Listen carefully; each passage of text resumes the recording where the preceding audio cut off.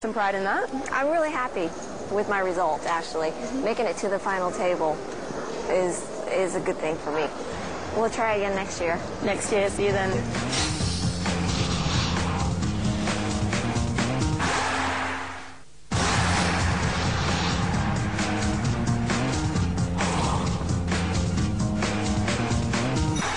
Welcome back to Macau, where we join the action in progress. William Tam moved all in after the flop with Queen Jack offsuit. He was called by Sang Kyung Kim, who is holding Ace-6 of diamonds, and nothing much is on the flop, and Tam needs some help or he will be our 6th place finisher.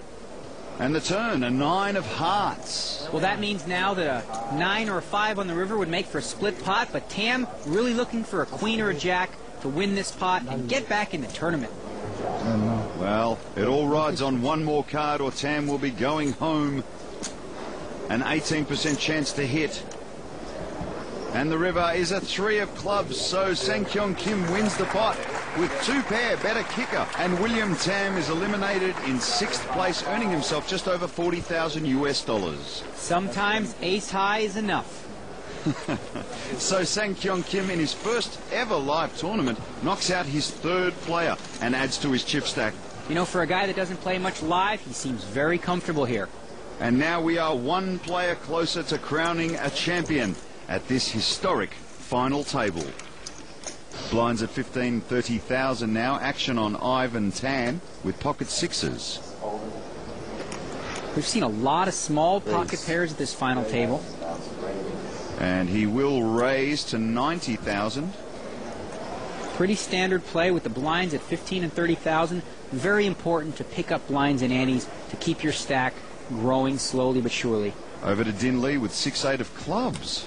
Well, he's been quiet, but I know, I can tell that he loves these suited hands. He's kind of like me in that regard. Likes to see flops. Right. Wait a minute. See, I like to see flops, but I didn't say anything about raise. 150. And amazing. makes it 150,000 more. Wow, now this is kind of an insane play right here to re-raise with 8-6 suited. Obviously, he doesn't think Tan has that strong a hand, either that, or he's just picking on him. Maybe it's personal. Well, he's been anything but predictable today. Now, a tough decision back on Tan. He's playing up against, well, you consider maybe the maniac, if you will, playing a lot of hands, 2 6s. Very tough hand to play in these kind of situations when you've been raised before the flop. Well, Tan with a lot to think about. His wife watching on. They're here on holiday. Well, it's a tough thing about these little pairs, and not only that, you're up against Din Lee. And he folds. The best hand is folded. And Din Lee looking very proud of himself there. Made kind of a wild play, but hey, it worked. So Ivan Tan folds the best hand, and another bluff from Lee. He is playing big stack poker, bullying the table, and it is working. Well, he's up to his old tricks again, but remember, he did say that he often bluffs too much, so he's got to watch himself. And action is back to Ivan Tan. Blinds at 15, 30,000. Says I'm going to sit this one out. On Grospellier with ace-deuce offsuit, and he shoves his chips into the pot. Well, he's only got about 175,000 left. The blinds at 15 and 30,000. Not much choice here. He's got to gamble with an ace. Din Lee picks up Jack-9 offsuit. Well, Jack-9 is not a hand. What? Oh, well, he quickly calls. No, I just don't even believe it. Why would he call with Jack-9 offsuit here? And his former roommate Guillaume Patry folds ace-4 offsuit. And Sang Kyung Kim folds. Well, it looks to me like Lee is just getting a little bit sloppy here. He doesn't need to play this hand. Jack-9 offsuit. As it turns out, as you can see by the percentages, he's 50-50, but it could have been a lot worse. Well, Bertrand Grospellier is now in for his tournament life. If he sees a jack or a 9 on the flop, it'll make him a very unhappy chappie. I can imagine Elke's a little surprised to see the Jack-9 being insta-called there, as you can see his friends putting him on. Ace would be good. I can imagine that's not a bad card to see on the board if you're Elke. Din Lee, anything but predictable. Straight on the flop.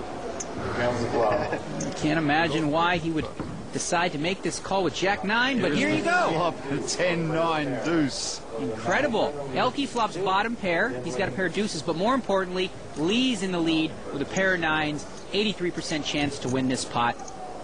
Elke's stunned. And the turn is a king of hearts. As you can see him shaking his head thinking, how did this happen exactly? Why am I all in against Jack 9?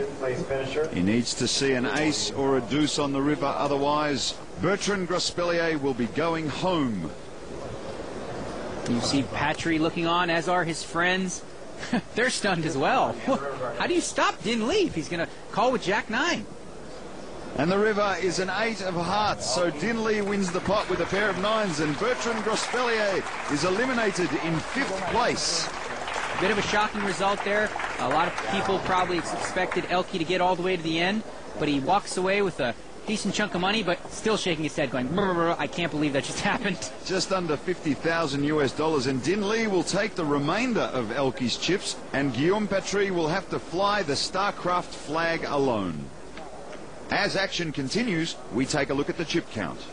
Din Lee well out in front, and Ivan Tan is trying to catch him. Sang-Kyong Kim on 740,000 in chips, and Guillaume Patry the short stack. Blinds are at 1530,000, and Din Lee looks at 3-2 of spades. Well, this looks like a Din Lee type hand. And he lets it go. Really? Surprising. He's playing his A game. Guillaume Patry with 9 deuce offsuit. Well, not much of a hand here. And he looks like he's moving.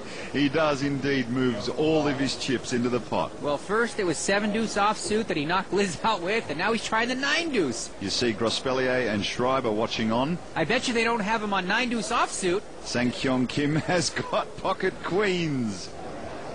In other words, Patry is dead duck right here. 9 deuce offsuit. Sang-Kyong Kim definitely going to play the queens right here. And he does indeed isolate Guillaume Patry by moving all in. Moves all in to get Tan out in the big blind, who folds. Players show their cards, and Guillaume Patry is in big, big trouble here. See, a 91% to 9% favorite. There is Kim. He's laughing it up here. His last hand was 7 deuce offsuit, now 9 deuce offsuit, so his TV appearance for the first time at a poker table be quite memorable, that's for sure. And Sang-Kyong Kim a big favorite here. As we go to the flop, an ace, king, 5 flop. Well, it's a good flop for Kim in that Patry catches none of it, just 2% to win this. He's going to have to catch runner, 2 perfect cards. Very unlikely. Elke still bemoaning his loss to Lee. How could he call with Jack 9? What was that all about? Going home. And Guillaume Patry is already saying, I'm going home. We go to the turn. It is a 6 of clubs. And that'll do it. You see the check mark there. Patry is drawing dead. So Kim wins the pot with a pair of queens, and Guillaume Patry is eliminated in 4th place, taking home just over $56,000 US. So back-to-back StarCraft teammates in the past are eliminated here. Nice answer. Thank you. Okay. Final 3. Final 3. Sang-Kyong Kim that much closer to winning his first live tournament. And Guillaume Patry and Bertrand Grospellier, well, they're commiserating.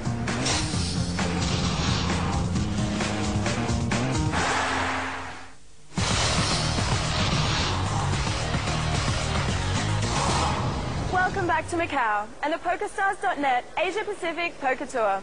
The largest poker tournament ever held in Asia is now down to just 3 players. The trophy, the money, and the coveted title are now all within reach. So, let's get the cards back in the air. Thanks, Aaron. We're back to the action. Oh, that's a big card. And whoops, the dealer has flipped over the card by accident, and it is indeed a king as Din Lee flashes it. Not happy. Disappointed, to say the least. And now he's going to pick up a junk hand. He's got 3.